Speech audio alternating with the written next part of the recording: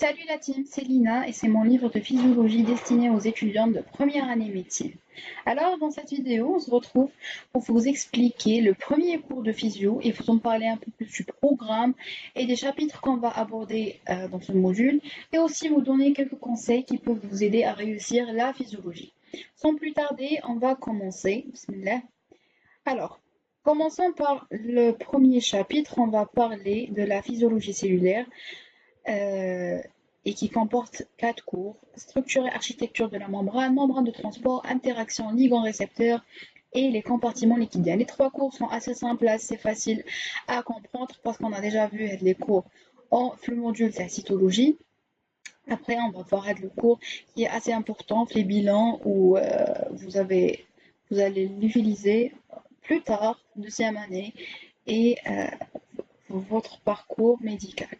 Commençons par le premier cours, structure et architecture de la membrane plasmique. On sait tous que la cellule est l'unité fondamentale, structurale et fonctionnelle des organismes vivants, et aussi un ensemble de cellules va nous donner un ensemble de tissus, et un ensemble de tissus va nous donner aussi un ensemble d'organes qui nous donneront à la fin des systèmes, bien un ensemble de systèmes qui contribuent à l'homéostasie et l'équilibre du corps humain. Donnons un exemple. Par exemple, le système endocrinien. Le système endocrinien ماهوش متشكل من نوع واحد تاع les cellules, non. C'est un ensemble d'organes qui vont contribuer à la constitution de système endocrinien qui met le pancréas, l'hypophyse, l'hypothalamus, le foie, la surrénale, etc. Alors, voyons le schéma. C'est des détails, vous pouvez les lire. Vous pouvez les lire et comprendre, il n'y a rien de spécial. C'est un schéma illustrant l'architecture ou la structure d'une membrane, d'une cellule, pardon. On a le nucléole qui est compris le noyau, l'enveloppe nucléaire, cytosol, mitochondrie, etc. En tout cas, on va parler de la membrane plasmique. On ne va pas donner une explication ou une définition, c'est difficile, c'est simple, c'est une enveloppe qui entoure la cellule. Elle est élastique, fine, avec une épaisseur de 7,5 à 10 nanomètres. Le noyau et d'autres organismes sont tous entourés de structures membranaires similaires. La membrane plasmique, elle a plusieurs fonctions: l'isolation physique, la régulation des échanges avec l'environnement externe, communication entre la cellule et son environnement, et elle sert comme support structurel. Le cytosquelette, qui constitue l'armature interne de la cellule, s'appuie sur les protéines membranaires pour maintenir la forme de la cellule. Alors là, le cytosquelette, j'ai كيما البطوات. Le cytosquelette, c'est البطوات اللي يشدوا la forme تاع la cellule. هاد البطوات يلصقوا في la membrane plasmique. La membrane plasmique باش يكون عندهم باش يديروا une forme la cellule. Et les protéines membranaires établissent les jonctions spécialisées entre les cellules adjacentes ou entre les cellules de la matrice extracellulaire. On va parler un peu plus de la structure de la membrane plasmique, la composition chimique. En fait, la composition chimique, les gars, هي اللي تتبدل من cellule لواحدة أخرى. Parce que toutes les cellules sont enveloppées par une membrane plasmique. La membrane plasmique a des spécificités من une cellule à une autre. Là, cette image, ça va vous expliquer ce que je dis. Par exemple, on prend neurone. Neurone, la portion lipidique est كبيرة بزاف على la portion glucidique ou protéique. Par contre, mitochondrie, non. Mitochondrie, on voit que la portion protéique, elle est beaucoup plus élevée que la portion glucidique et lipidique. Oui. Donc, la composition chimique, il y a une membrane une autre. pour assurer les fonctions de la cellule. إذا la cellule استحقت تكون عندها بزاف les glucides ou les protéines sur la membrane, بالك c'est des récepteurs, بالك c'est des canaux, etc. Les lipides membranaires. On a deux types, les phospholipides et le cholestérol. Les phospholipides, on a aussi deux types, ou la deux catégories, les glycérophospholipides et les sphingophospholipide. La seule différence que je peux vous donner بين هاد الزوج هي في la tête. في la tête هنا كاين عندنا une fonction sphingosine وهنا كاين glycérol. Rien de spécial, كاع عندهم une tête hydrophile polaire, une queue apolaire ou la hydrophobe. هاوليك la structure تاع phospholipide, un gros groupe en phosphate ou une queue hydrophobe non polaire.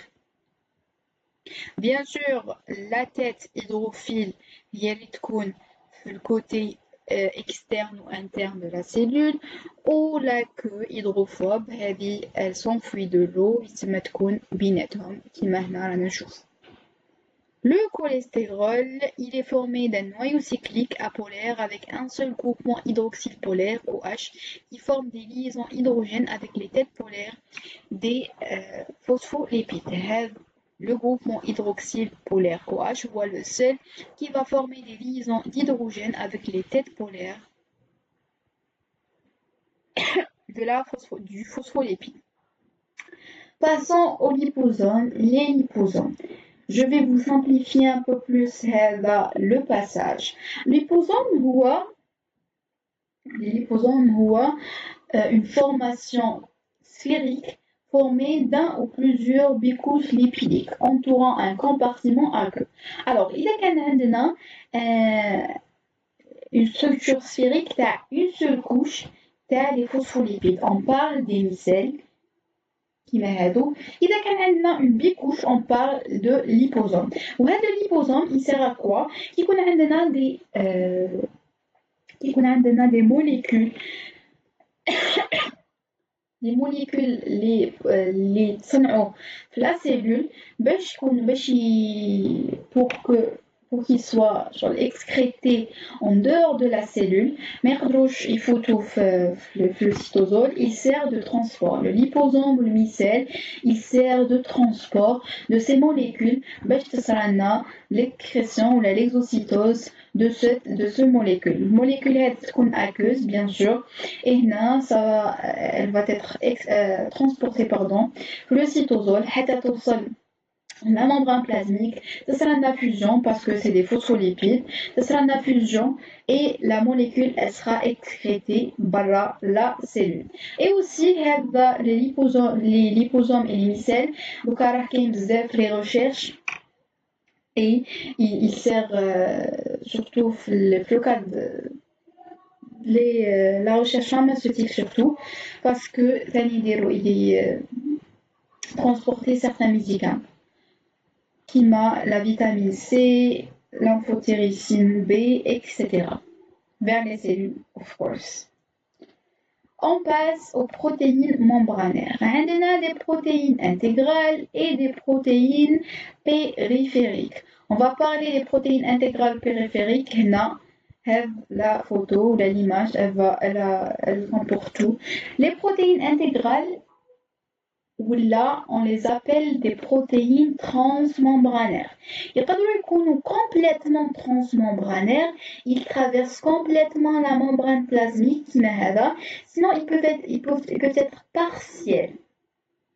Partiels, ils ont une partie à l'intérieur, une partie transmembranaire, ça ma la partie externe.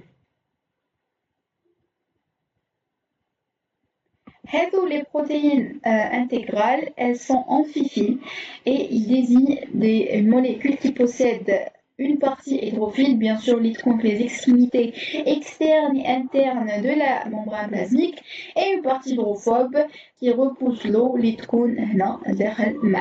la queue de phospholipides. La plupart de ces protéines, comme je vous ai dit, traversent complètement la membrane plasmique et ils sont appelés protéines transmembranaires. Passons aux protéines membranaires périphériques. Ils ne traversent pas la membrane plasmique, mais il se retrouve que les extrémités internes et externes de la membrane plasmique, où ils ne sont pas amphiphiles, hein, ils sont hydrophiles parce que ما كانش في la partie hydrophobe de la membrane plasmique, donc elles sont tous hydrophiles. Et la plupart du temps, elles se retrouvent au niveau interne de la membrane plasmique.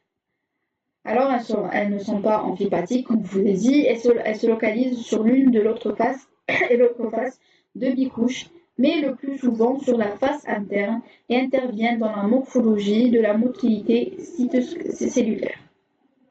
Et aussi, les protéines, ils s'associent مع cytosquelette, pardon. Je vous ai parlé déjà, je vous ai en parlé déjà. Oui, cytosquelette, il راح يلصق في هذه les protéines pour assurer la forme de la cellule. Le rôle de protéines, bien sûr, transport des substances, transmission des messages, fixation au cytosquelette et à la matrice extracellulaire, et il sert à une activité enzymatique. À retenir. Alors, parlons des composants qui assurent la fluidité membranaire. L'absence de liaison chimique entre phospholipides et entre les phospholipides et les protéines, qui assure un mouvement latéral des lipides et des protéines. Aussi des longues chaînes d'acides gras qui peuvent se courber et se déplacer d'avant en arrière. La richesse en acides gras insaturés et la faible portion en cholestérol. Alors, il faut savoir que les acides gras insaturés, ils assurent la fluidité membranaire. Par contre, les acides gras saturés peuvent influencer la fluidité des membranes cellulaires. En général, ils rendent les membranes plus rigides car ils permettent aux lipides de se packager de manière plus compacte et cela va affecter la flexibilité des membranes cellulaires et leur fonctionnement. En plus, l'augmentation de la température corporelle augmente la fluidité membranaire, dite la fluidité et dite le mouvement latéral et d'avant en arrière des composants de la membrane plasmique. La fluidité membranaire, elle sert de l'absorption, sécrétion, adhérence et communication. On va passer aux glucides. Pardon. La face extracellulaire de la membrane plasmique contient de petites quantités d'hydrates de carbone. Les hydrates de carbone, les glucides, les mots, unis par des liaisons covalentes à certains lipides et protéines membranaires. Ces hydrates de carbone sont constitués de courtes chaînes ramifiées et de monosaccharides qui s'étendent à la surface cellulaire ou liquide extracellulaire où ils constituent une couche floue nappée de sucre appelée glycocalyx. Ces hydrates de carbone de surface jouent un rôle important dans l'identification et les interactions entre les cellules. Parlons du glucose, les glucides, et qui connaît les protéines, on appelle la molécule glycoprotéine parce que c'est une association d'une chaîne courte de glucose ou bien de glucides et aussi une molécule de protéines transmembranaires. Il y en a aussi les glucides. Les glucides, ils servent surtout l'identification cellulaire. Si vous vous rappelez, les globules rouges, le système ABO. Le système ABO, qui fait chier c'est des anticorps اللي نحطوهم بصح باش نعرفوا هذوك الA ou le B ou le D, l'A ou le B ou le O et aussi l'A ou le B ou le O, oui, c'est des glucides. C'est des glucides qui on va mettre là les anticorps هذوك يلصقوا في les glucides كي يكون عندنا anti A يلصق لنا إذا لقى الA يلصق في المؤشر A إذا لقى الB يلصق في الB إذا ما يلصقش كاع c'est un O parce que ما في والو. هذا c'est un tableau qui résume le tout, les lipides, phospholipides, cholestérol, هايليك لا la structure du cholestérol, les protéines et les glucides, courte chaîne de glucides, on l'appelle glycocalyx. Le modèle de la mosaïque fluide. Alors, la membrane, elle n'est pas une structure rigide, mais par contre, elle est fluide et elle peut changer de forme, comme le globule rouge, qui joue, le globule rouge qui joue les vaisseaux, les cellules, يبدل la conformation ou le shape تاعو. Il propose le modèle de la mosaïque fluide dans lequel les protéines de la membrane flottent dans un mer de lipides. Passons aux jonctions membranaires. On a 3 grands types de jonctions spécialisées, les desmosomes, jonctions adhérentes, les jonctions occlusives ou serrées et les jonctions communicantes ou ouvertes ou la gap junction. C'est une photo qui illustre tout, là, elle résume le tout. Les jonctions serrées, ce sont des jonctions imperméables, comme je vous dis,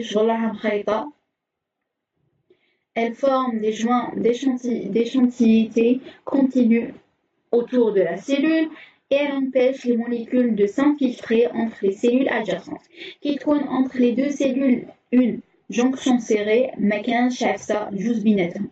هنا عندنا les desmosomes, هنا يبانوا jonction serrée, desmosome et gap junction. Et si vous remarquez راهم كل واحد في جهة، واحد في الفوق، واحد في الوسط، وواحد لتحتها.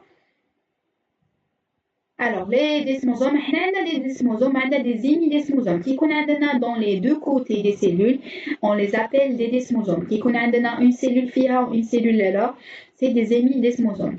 Ce sont des jonctions d'ancrage, elles relient les cellules adjacentes et elles empêchent les cellules de se séparer. Par contre, apparemment, elles sont perméables, comme je vous l'espace,